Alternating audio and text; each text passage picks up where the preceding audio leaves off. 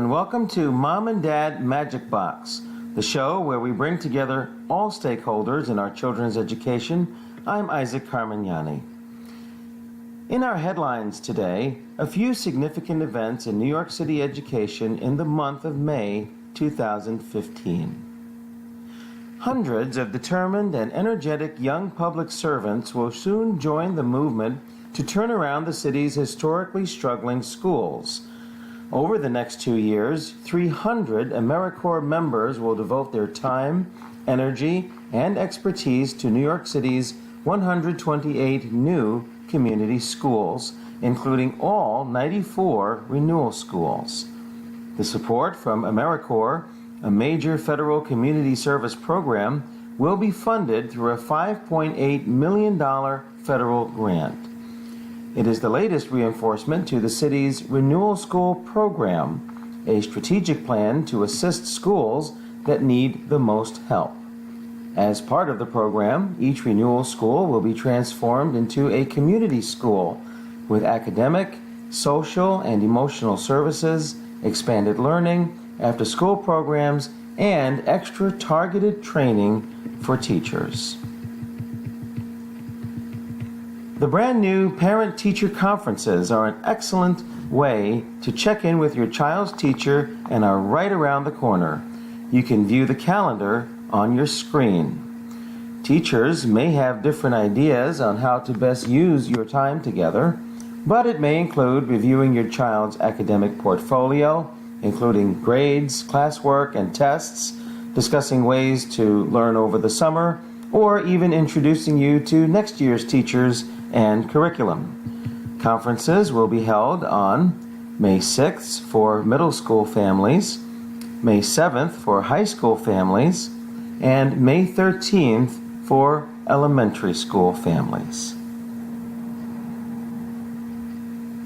Teacher Appreciation Week is May 4th through 8th. The Department of Education is planning a variety of ways to acknowledge the hard work our teachers do every day. You can follow along on social media, checking Twitter and Facebook.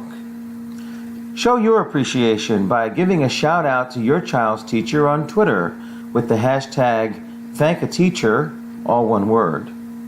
If you're looking for a more traditional celebration, keep it simple. A handwritten note can go a long way. The New York City Department of Sanitation is hosting the annual Golden Apple Awards, which rewards public schools for creating unique and useful recycling, waste prevention, and cleanup and beautification projects. Schools in grades K through 12 can apply for 3 types of contests and can win cash prizes. Parents or students should speak to a teacher or administrator at their school if they are interested in entering the Golden Apple Award contests.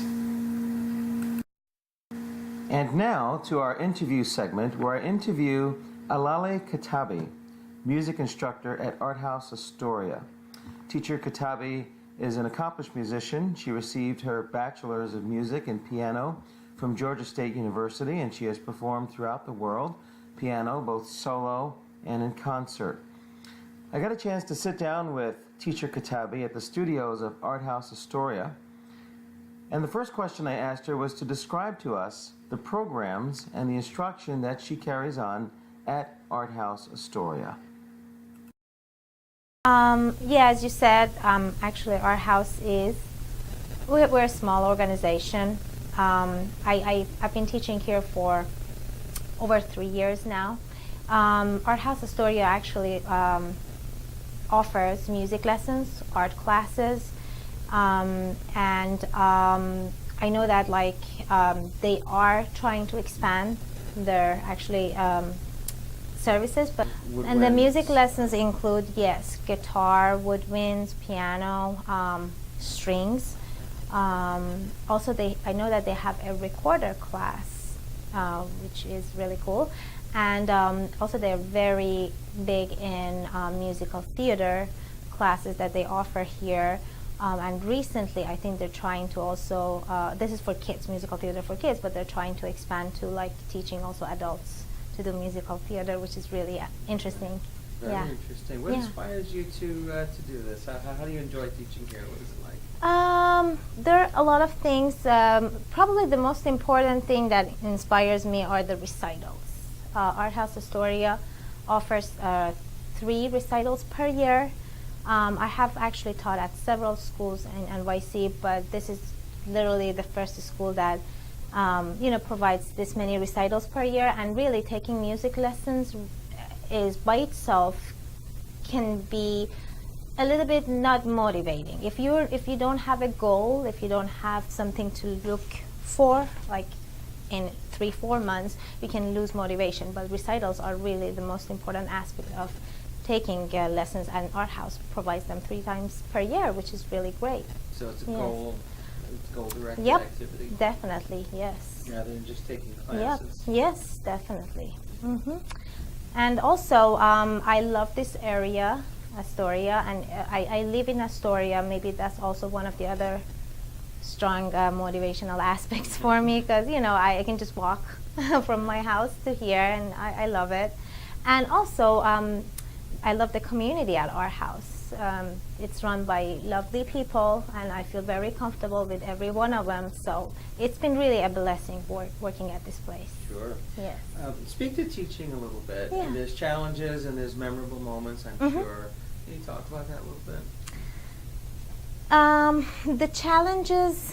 Well, let's start with the maybe the memorable moments. Memorable moments are perhaps happen mostly at the recitals, when I see my students present, the repertoire, the pieces that they've been working for 3-4 months, and they always do a great job. I'm always very, very inspired, and I love seeing them grow at every single recital.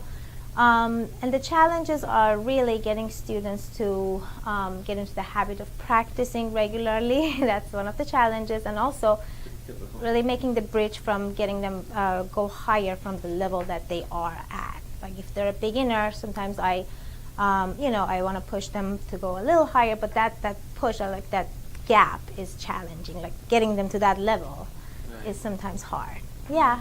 But enjoyable, it's just a process. We enjoy. How can you help them do that? And you're probably trying to help them discover their passions too. So it's definitely, that's actually a very good point. I usually make that easier through discovering their passion. Like if I see that a student is more interested into like learning popular music, I don't have to necessarily have them to reach to that higher level through a classical repertoire. I can do it through having them perform or practice popular songs, and they learn the same amount of material and same amount of technique and knowledge, but they're doing what they love, so they get to that level faster than if I just be traditional way and push them to do whatever I think is right. Yeah.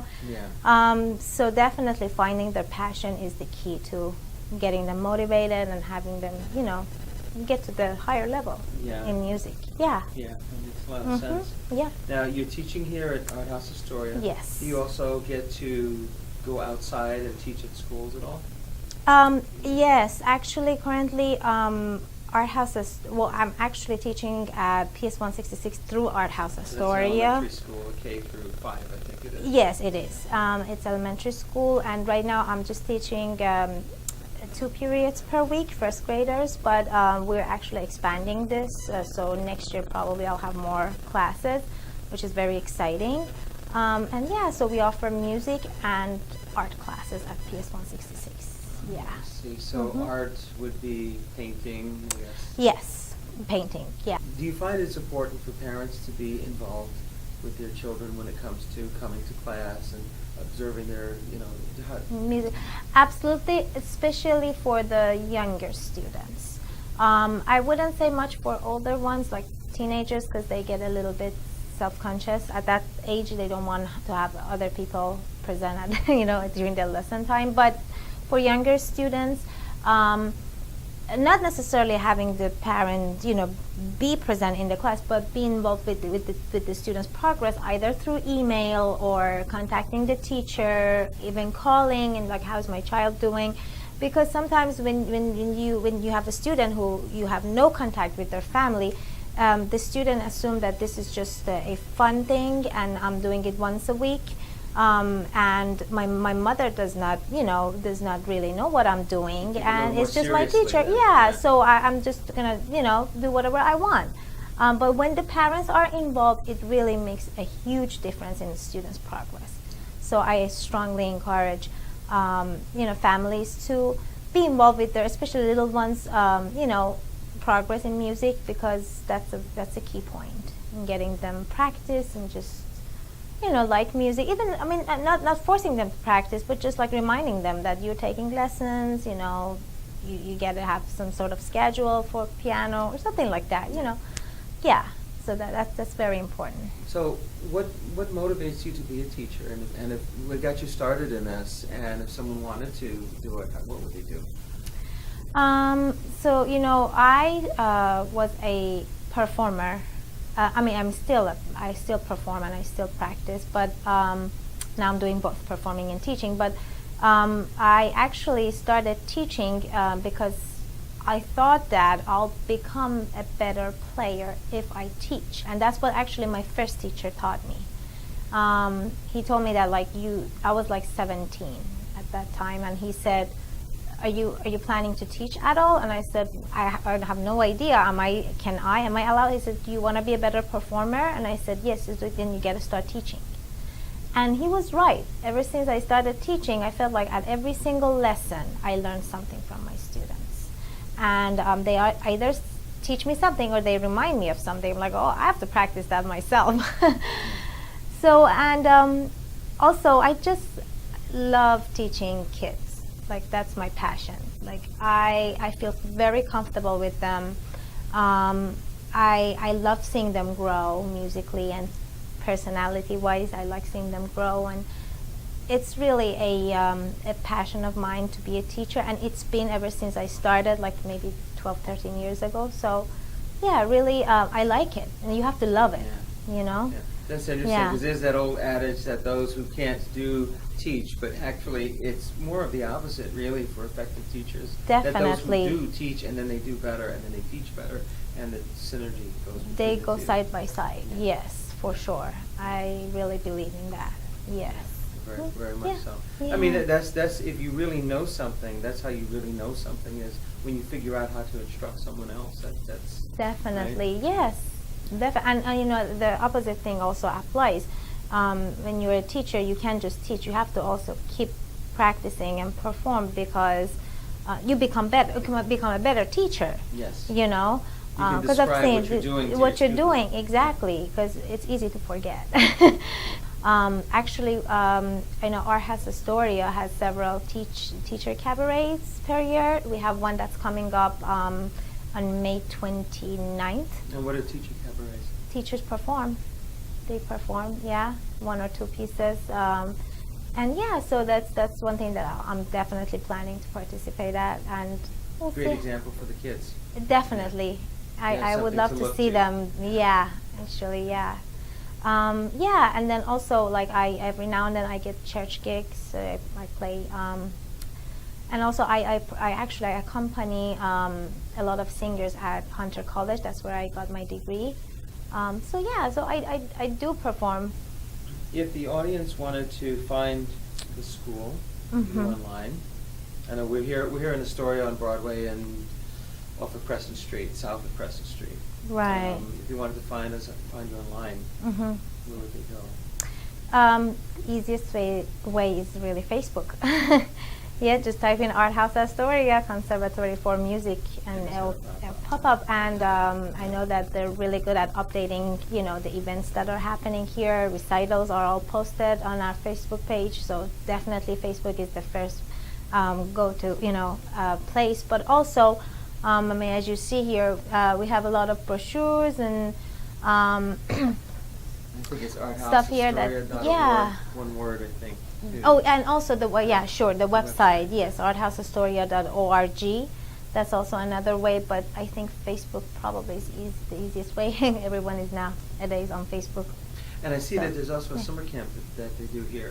They do, yes, they do, and actually, they're right now they're accepting deposits. So and And that's the brochure for the summer camps and summer so it runs classes. through Yeah, almost the entire summer. Down entire to the third summer. week of August, it looks And I like. believe they offer music, definitely arts, and also yoga. It's a very involved camp. Like kids are doing activity one after the other throughout the day. So it's very, very good. It was great having you on the show. You too. Thanks for having me. We look forward to talking more and You seeing too. how your kids progress. Thank you so Maybe much. visit a recital at some point. Please do. Yes, it's open to public. Yeah. Okay. Thank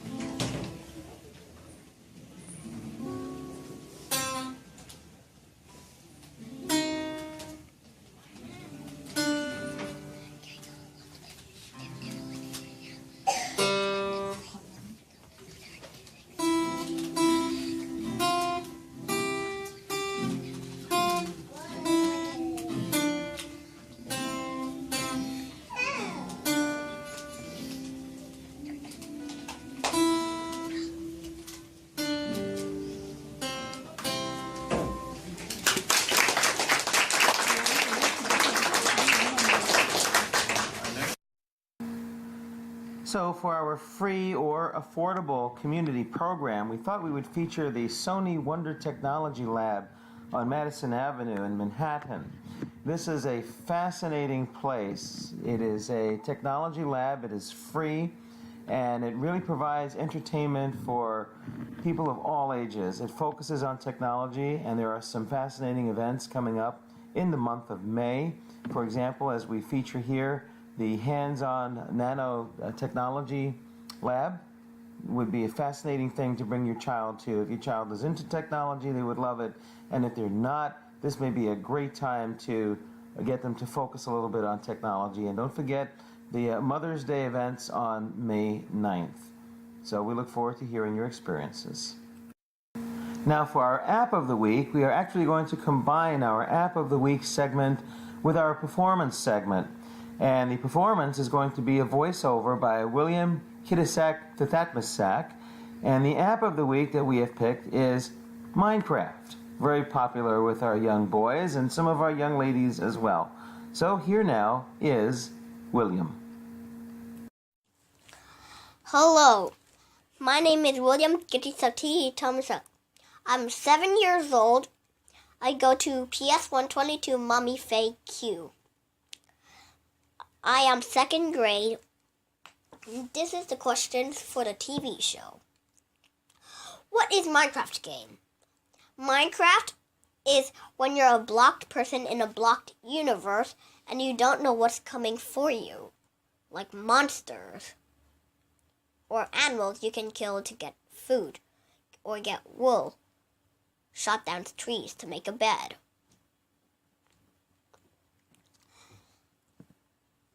There's also more dimensions than the overworld, like the nether or the end. Those have really a big army of mobs like in the overworld. So you better watch out or else you're gonna be zombified. Which platform is available? Platforms which are available is on computer, which is Mac or PC, Xbox 360 edition only, Xbox. You can play on PlayStations, and also you can play on the tablet, which is PE or demo. But the best top seller is Minecraft PE, because you can take it everywhere with your tablet or iPad, because I have a tablet. All it costs is $6, but you must make up a deal with them, your parents.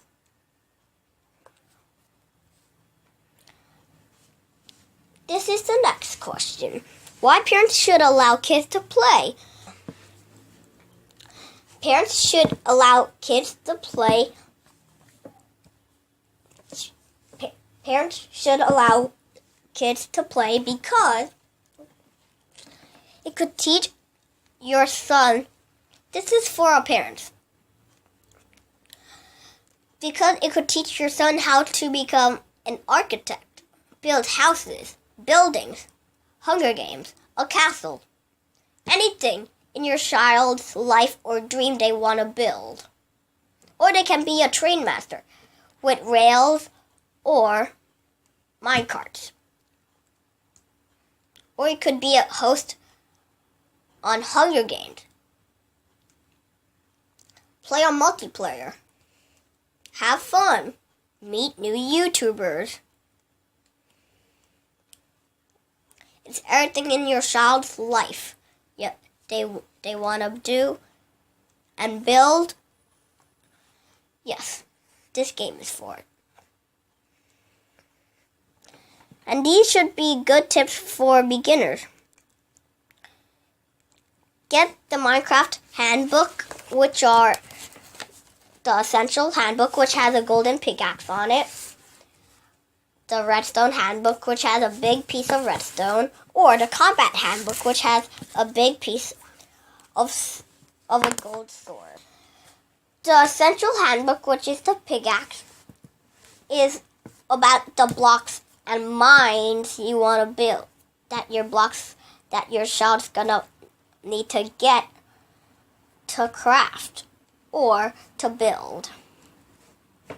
The redstone handbook is kind of like technical stuff, but it's called redstone. It includes levers, buttons, pressure plates, iron doors, even weighted pressure plates. Combat handbook will teach you about how to fight against monsters or the Ender Dragon in the end, or even Ghast in the Nether. Here are some of my good tips. Watch YouTubers like Bajan Canadians. Or try this. These are my fun facts. You should try, once you see trees, if you're playing on PE, when you see trees, get close till your head is up to the tree in the game. Then you hold on the wood of the tree and then it's gonna start mining. After that, you're gonna have to press to that three white buttons, and then you're gonna look at your inventory. Once you see a button, a picture of a crafting table on one of the selections, press on that and then you can craft anything. But first, start with crafting sticks and wood, then a crafting table. Because you first craft a sword, pickaxe, and axe, and shovel. Those are the wooden tools you're going to need to survive on your first night. After that, you're going to need to make shelter. Hide it, mine into a cave, or if you're playing on peaceful, you can just do whatever you want because monsters are not going to go attack you. But if you're on hardcore or easy, hard, or medium, monsters can attack you.